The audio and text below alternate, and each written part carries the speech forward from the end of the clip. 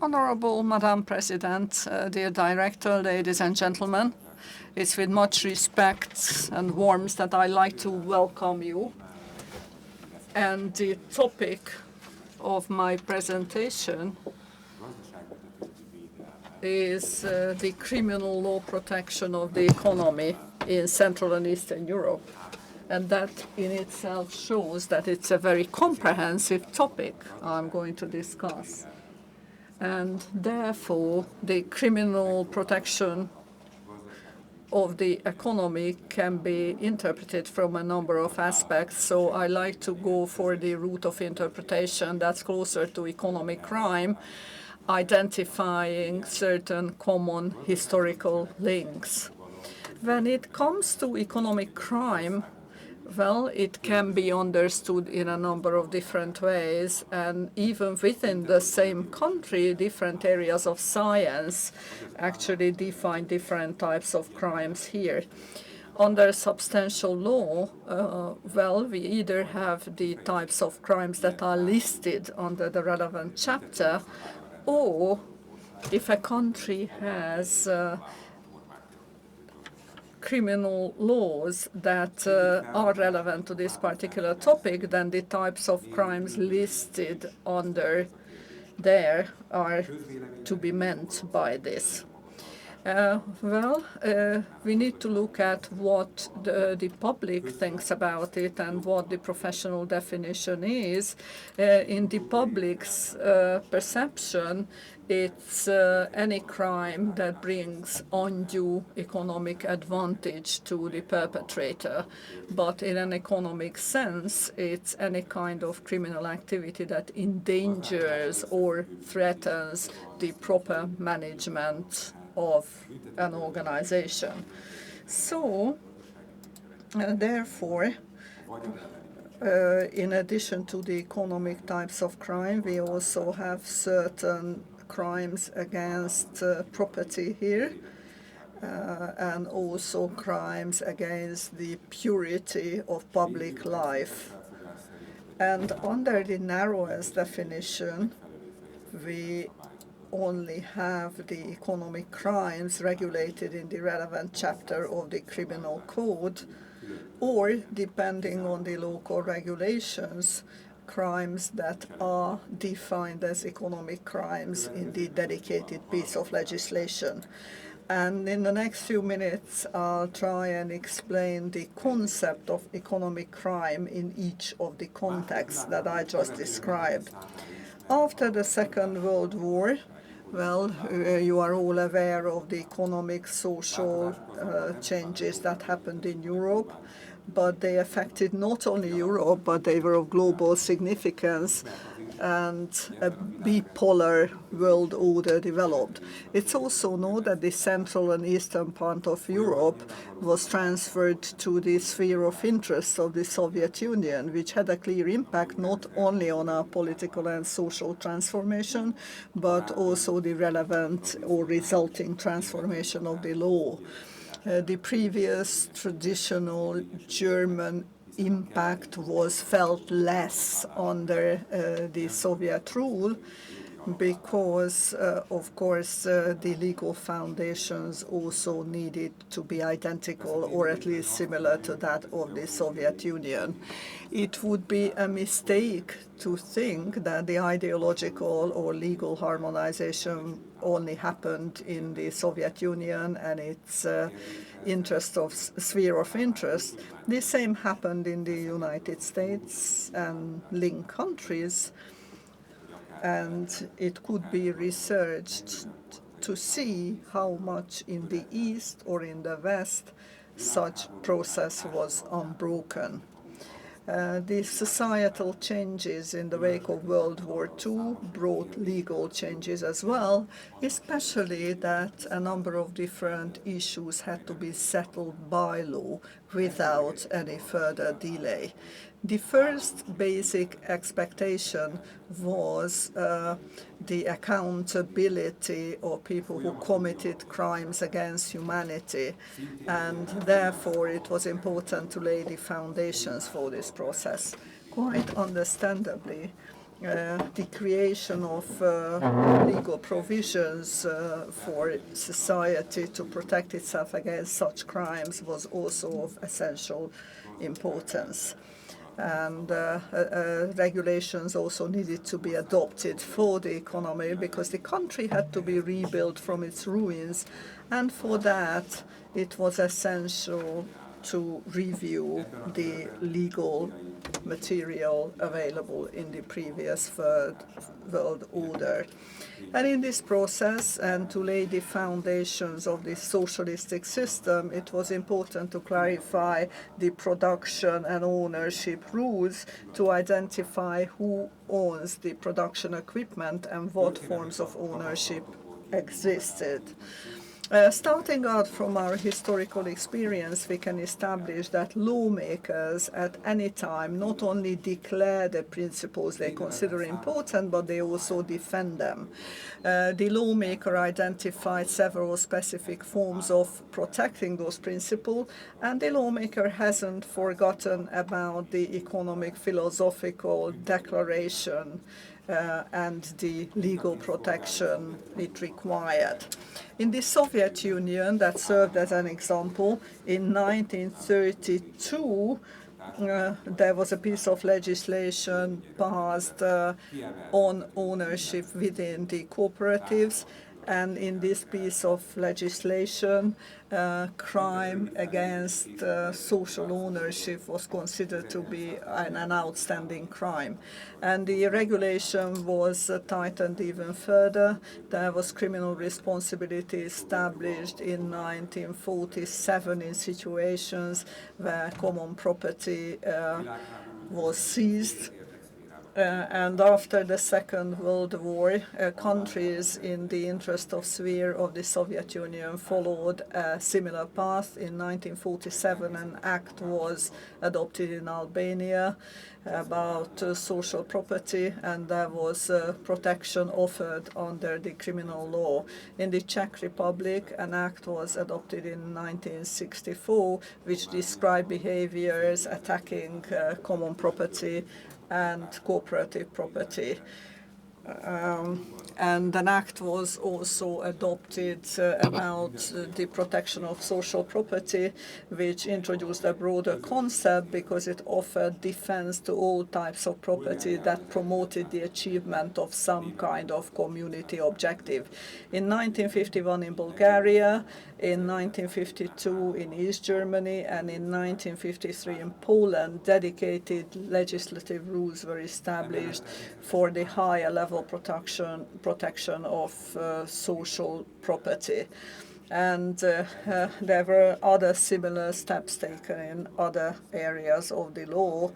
And of course, the different legal attitudes seen in the United States yielded different results. In the Soviet Union yielded some different results, but they didn't bring into question the same direction. And newer forms of the law start out from the fact that responsibility for common property is important, but those rules are only an ultimate and last type of means in this range of sanctions. And the forms of personal responsibility and other punitive measures can be applied effectively. So these types of crimes were only applied to scenarios where economic sanctions and other types of accountability couldn't perform their role. It was a core concept that criminal responsibility should only be established in scenarios where the crime extended beyond the scope of the individual's responsibility and would violate the interest of the country. For a long time, there was a criminal act describing acts of foreign exchange crime or acts of customs crime. In the late 1980s, we could already felt the political transformation process that culminated in Central and Eastern Europe in 1989 and 99, leading to a regime change.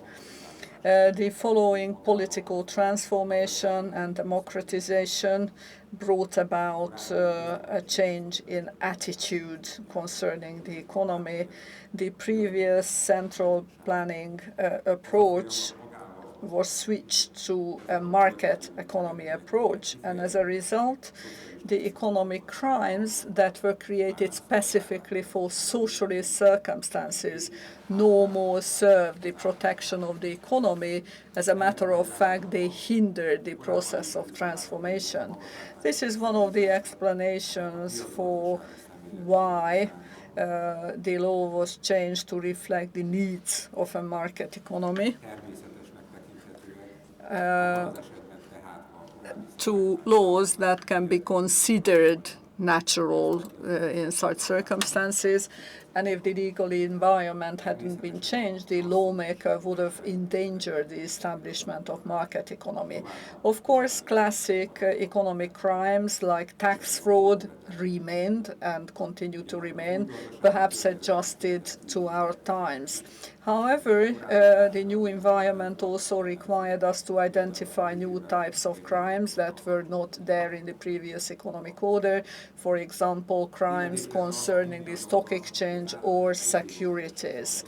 However, it would be false to think that the transition process was problem-free in all countries, because of course changes happened at a different pace in individual countries, adjusted to the local circumstances, and also with the discontinuation of the Soviet Union, the central guidance that established the previous approach was no more there.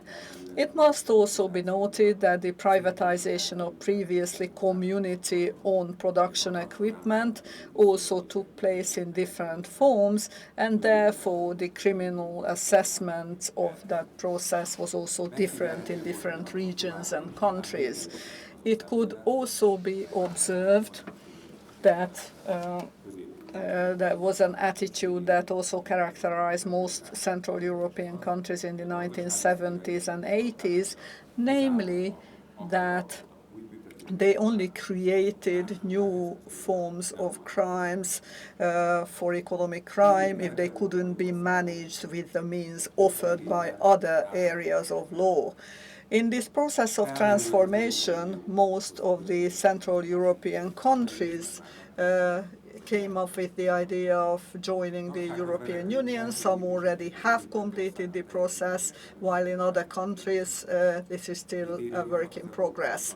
But in the process, certain criteria must be met that were set in 1993 at the Copenhagen summit.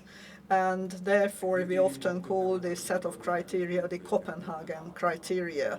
And they set out a number of economic and political requirements that countries wishing to join the European Union must meet. And the most important ones include the existence of an operational market economy and the ability of the given country to be able to cope with competitive pressure and market conditions in a given country. These criteria in themselves do not invoke a legislative requirements. However, certain requirements might mean that if the given country cannot reach those goals with other means, then a new piece of legislation is required. The existence of a working market economy is again not something that invokes a need for additional types of crime, but of course protection under criminal law also serves the operability of the market economy. So a balance must be found between how and when criminal regulation is justified. However, it's a different situation when a state joins the European Union, because in that case the regulations are mandatory for individual member countries as well as for the European Union in general.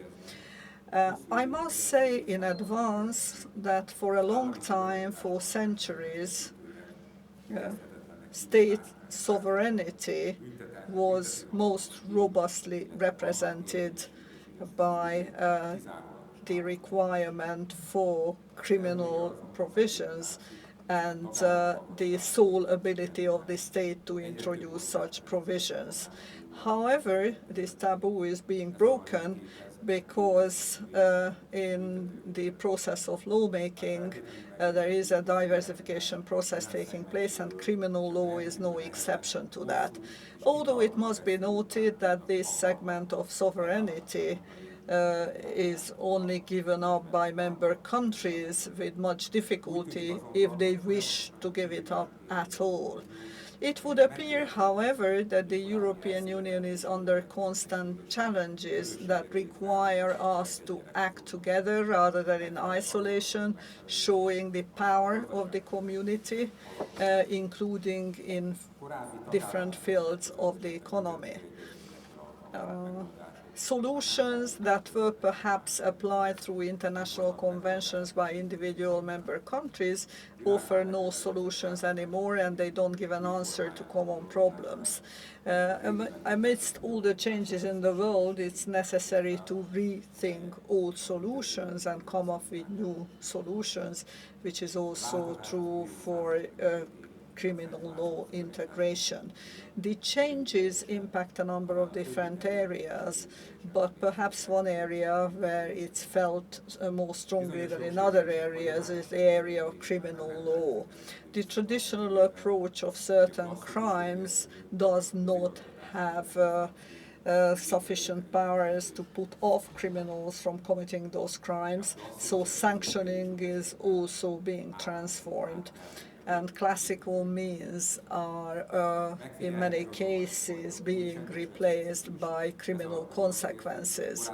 But there is also a silent process going on whereby the punitive cases that were managed under criminal law are starting to have an impact in other areas of law, meaning that sanctions outside criminal law are retained, but they are intertwined with criminal aspects for better enforceability. That process must clearly bring about changes in the traditional understanding of criminal law, and a new attitude must be applied, which may mean that this process will necessarily need to be expanded or has already expanded. It's obvious that this political process will be broadly disputed by politicians at a political level, but it looks like we are approaching or getting closer to the European path, but that process is far from being over. Now we are only getting a taste of that approach, but sooner or later we need to accept that the European criminal law will need to have new content. One good example for this could be competitive law, which should be regulated at community level. And when we review the different legal means, we realize that the lawmaker provides a toolkit that is on a par with the toolkit offered by the legal systems of individual countries. And in that respect, a number of different issues may be raised about the guarantees offered in this process and from other aspects as well, but it is a fact that trends are very clearly seen. We don't need to go abroad to see how the two legal areas are getting closer, because the Hungarian legislation also offers a number of means to the competitive authorities, and even the Hungarian legislation shows that the two areas are closer intertwined than we would think. Let's just think about the Hungarian Criminal Code and its provisions concerning competition, etc., etc. And criminal lawyers are forced to reconsider their thoughts.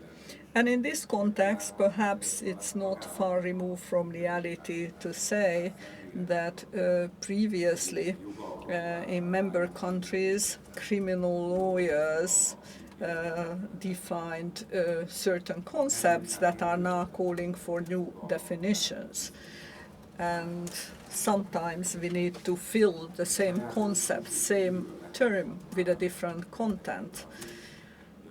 And it must also be considered that the differences between criminal regulations between member countries can have consequences for competition law and distort competition conditions. This can represent a new relationship between the two legal areas. As we could see, EU legislation has an impact on the legislation of member countries in different areas. However, the imposition of EU rights is only justified if it's justified by the interest of the EU in general. So there are still matters in which there is no common single European direction. And that leaves a lot of room for member states in cases where they wish to enforce their internal lawmaking ideas in view of their social and economic condition, and therefore they can do so. It's important to highlight that the above components are targeted at broadly defined economic crime. However, there is a more specific directive concerning the financial interest of the European Union that will be discussed in more detail in the next presentation, so I don't want to go too deep into that. It must also be noted that among economic crimes, these types of crimes must also be mentioned because it sets out forms of behavior that have a negative impact on the EU, including tax fraud and similar offences. If we go on from here, we can see that when it comes to Hungarian rules concerning seizure, they don't punish certain types of behavior, but they are linked to organized crime and start from the aspect of organized crime, and they also focus on the returning of assets acquired through organized crime, and the regulations also create room for addressing cross-country crime and finding efficient answers to such scenarios. Let's not forget that lawmakers in member countries also have the opportunity to identify types of crime in their criminal codes that can serve compliance with both EU legislation and the legislation of the relevant member country. And the local laws can also extend to types of crime that are not defined at EU level. Such solutions can also be useful in scenarios where we want to bring the different legal systems closer together. And of course, in my presentation, I cannot go deeper into this topic. And before I thank you for the opportunity, I'd like to say thank you to the Mádl Institute for being here, and I wish to also thank Curia for letting me in here. Thank you.